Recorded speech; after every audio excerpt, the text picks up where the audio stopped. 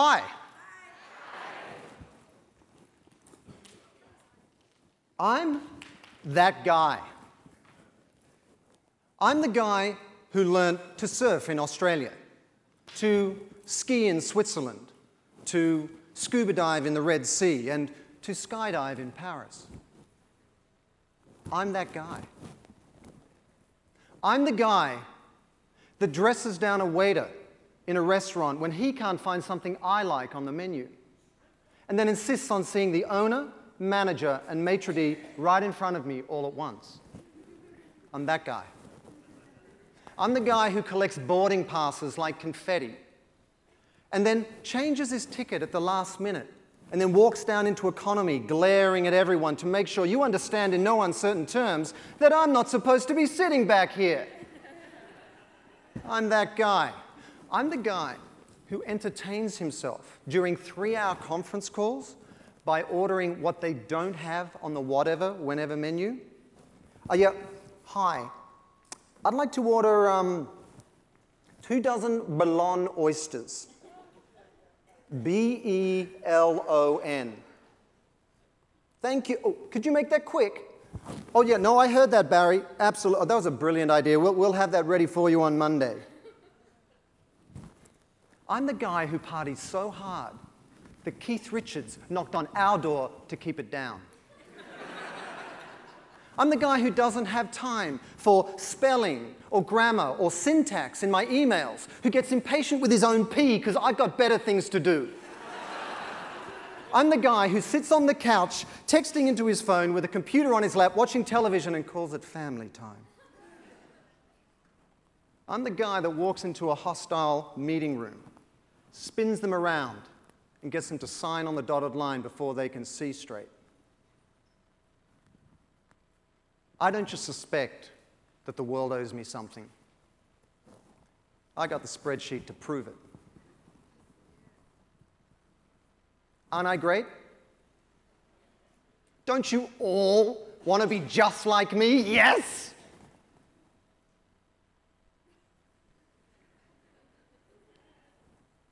Because I'm miserable. I have everything, and I have nothing. I'm that guy, the me first guy.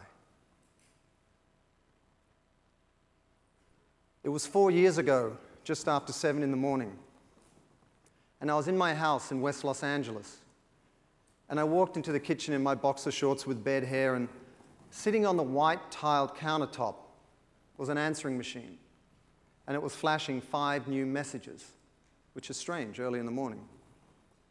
So I pressed play. First message. Simon, please pick up the phone. I know it's late. You have to pick up the phone. Second message.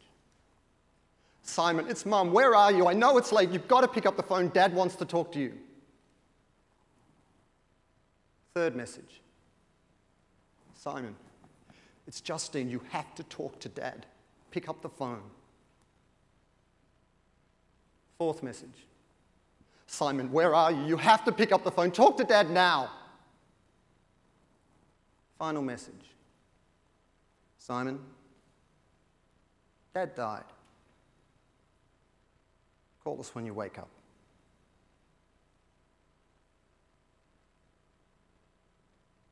My dad, Nigel, was gone.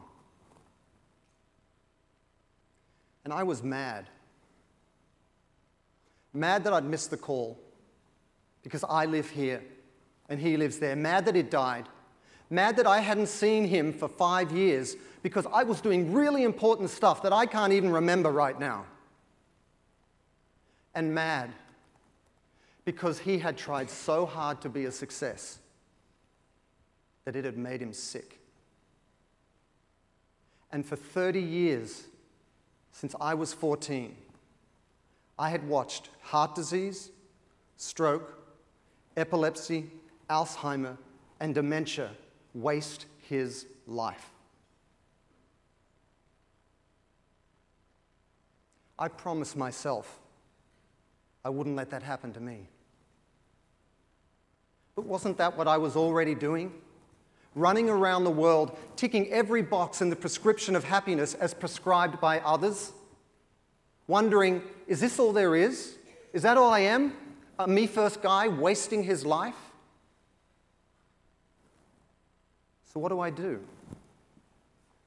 I knew I needed to find a greater sense of fulfillment. And I knew that that had to come from outside of myself. Not from my me-first self, but through a contribution to others. But what would that look like? It was at that point that I happened to read a speech that Bill Gates gave at the World Economic Forum in 2008, his creative capitalism speech, in which he said, government and philanthropy can't fix the world on their own. We need the private sector to get involved.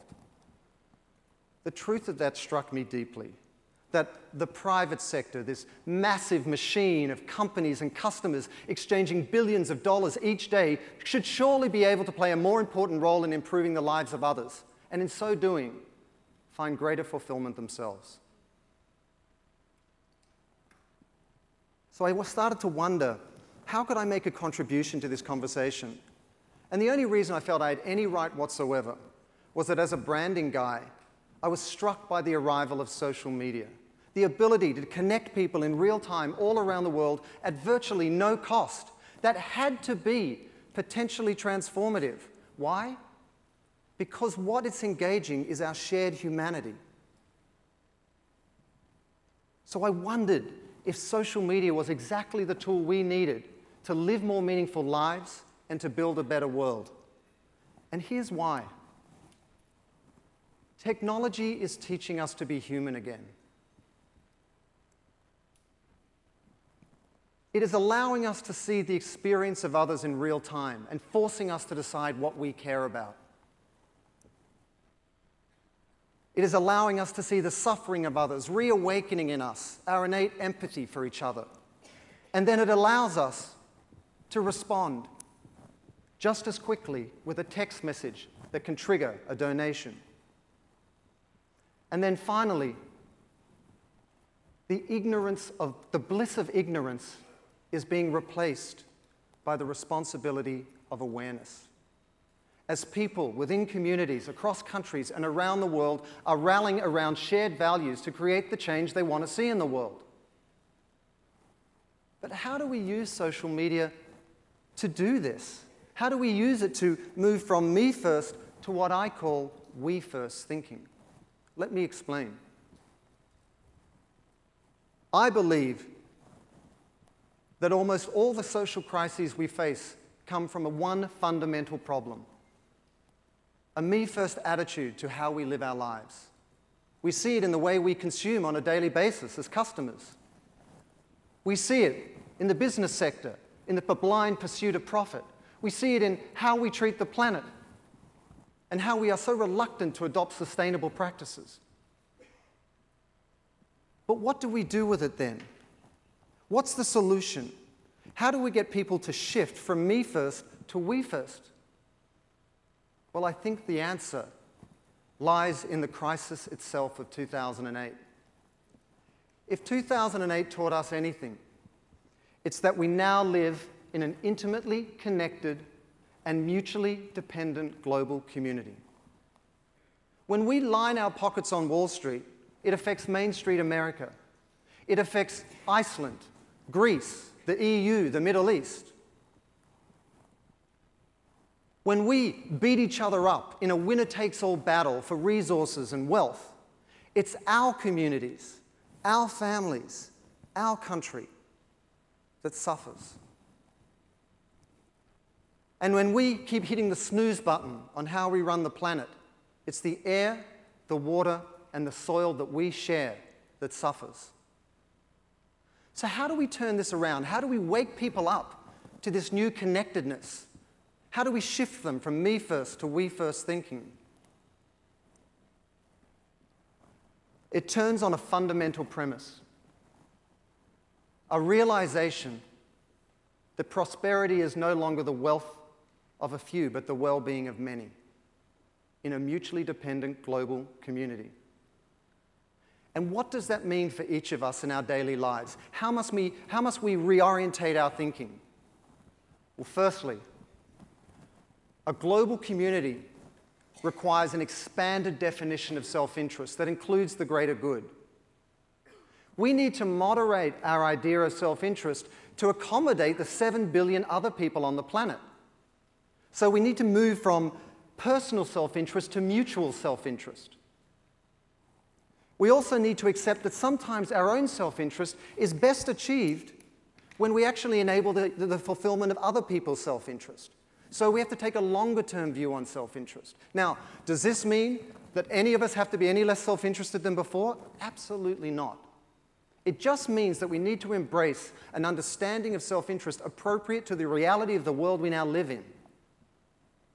Secondly, we need to expand our understanding of sustainability if we want a long-term solution. We need economic sustainability because we cannot continue this dramatic boom-crash cycle that just keeps increasing the disparity of wealth out there. We have to have social sustainability. We cannot keep adding to the ranks of the poor and allow the erosion of the middle class to continue.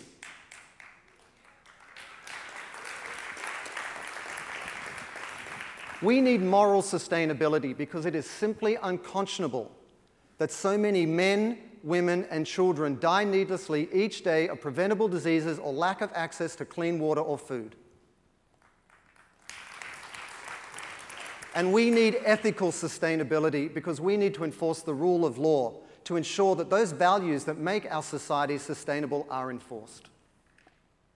And then thirdly, we need to expand our understanding of profit, to integrate purpose. We can no longer live in a world of profit for profit's sake because what it's costing us is far more valuable than money.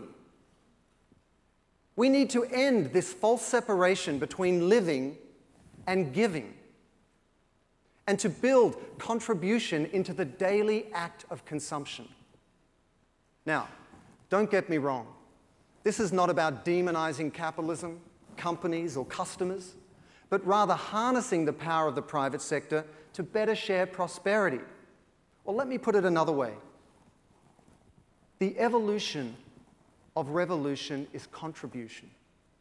Because the progress or change we need in our world cannot come at the expense of someone or somewhere else because it compromises our own well-being. So with that in mind, what does it look like? What do we do in our daily lives to play a role in this we first transformation? I'd like to offer 4 different ways that you can participate. Firstly, contributory consumption, or what I like to call we-tail as opposed to retail. What that means is that you buy products and services that include a contribution to a cause. And that includes the companies that you invest in. But most importantly, it applies to all sectors of commerce: retail, credit cards, mobile, online, and the gaming and virtual world of virtual goods and secondary virtual assets markets. If we only get a small fraction of the billions of dollars that are exchanged each day across all these different areas, we will dwarf the amount of money raised by corporate foundations annually in a heartbeat. Secondly, we need to use social media to celebrate and admonish companies on the basis of their social responsibility.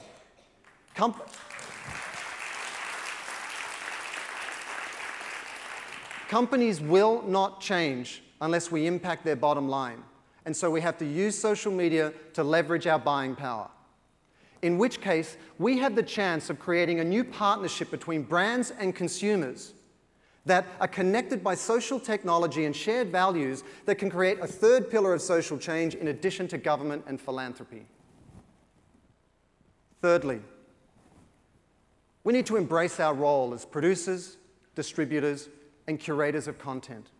Every single one of us in this room right now is now a content and media company for change. And with that in mind, we each need to make the final decision. Will we start a movement? Will we build a community around something we care about and leverage those shared values to accelerate the difference we want to see in the world? Imagine we all did that. What would it look like?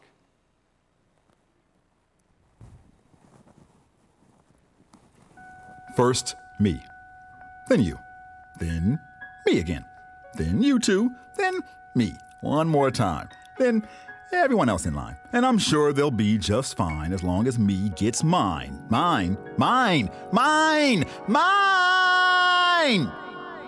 Capitalism has been acting a bit childish, unwilling to let go of its me, that security blanket of its youth that's been keeping it from growing into its W, and understanding that me in reverse is M, and M upside down is W, and W on its right side is E. So all this me-first mentality needs is to be turned upside down and placed on its right side to see that we is the new me. And capitalism is no longer just growing, it's finally growing up. How valuable a company will be to me depends less on how well they be to C or B to B, and more on how well they be to we, the new stars of the show. Mindful and socially responsible customers, from moms to millennials, will light up the red carpet at every brand premiere. And their response when fashion correspondents ask, "What do we wear?" will be, "I'm just rocking a t-shirt that reads, I changed the world by buying a t-shirt made of conscious consumption that contributed to the relief of 6,000 disaster victims, the full tummies of 17 million hungry kids, and 4 billion liters of clean water, and all I got was this lousy t-shirt." And I'm good with that because I know what I'm wearing looks good, because I feel good in what I'm wearing, like a CSR superhero in a brand new costume. Please excuse me while I sew this W on my cape, because the new Dark Knight is we, and a global brand initiative is the new Justice League. Brands of all sizes, combining forces and expertise that agree to use their powers for the global good of we, to fight for sustainable capitalism, for corporate and consumer activism, for fan action over acquisition, for blind profits, new proactive vision, contributory consumption. A WeCommerce solution that proves the evolution of revolution is contribution, turning every retail transaction into a retail brand action. From brick and mortar fashion to mobile apps and virtual rations, consumers and brands are forming a new social media. And the irony is, technology is actually completing us, teaching us how to be human again, to remember why it is we make money in the first place. It was never supposed to be profit for profit's sake. Corporations are not just responsible for every shareholder, but every stakeholder, every negative externality. This entire world will be our beneficiary or our casualty, because the future of giving can only be sustained by the presence of all three pillars of change, where government and philanthropy meet the GBI. So we must remember our ties to everyone that's alive, till we join ourselves to our global social community, till we embrace self-interest, till we purpose profit, and till we define the way we speak capitalism, till we sound like a world of rabbit hunters searching for the wascally rabbits of irresponsible habits and trying to rehabilitate those me-first addicts who cringe at the new vocabulary of we first, and foremost us, first of all together. In the first place, we first, in the race to first base, first impressions of we at first sight. For sore eyes must be bigger than my self-interest that doesn't know the first thing about selfish self-serving everyone at the table. Because as long as we are first come, we'll always be first. Served best as an ensemble, casting the first stone at apathy that we carry out, feet first in line to embrace this opportunity knocking and open the door like ladies first, and learn from before like elders first, and preserve what's in store for children first. Right of refusal to follow anything less than people who allow nothing less than progress, that creates nothing less than profit, that has nothing less than purpose, that accepts nothing less than a world of conscious corporations, contributory consumers, and a come-of-age capitalism that finally puts we first.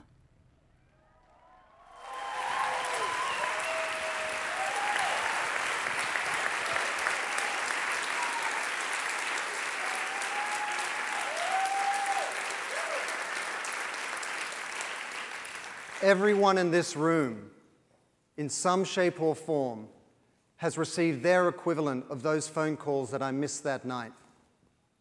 their wake-up call to not waste their life.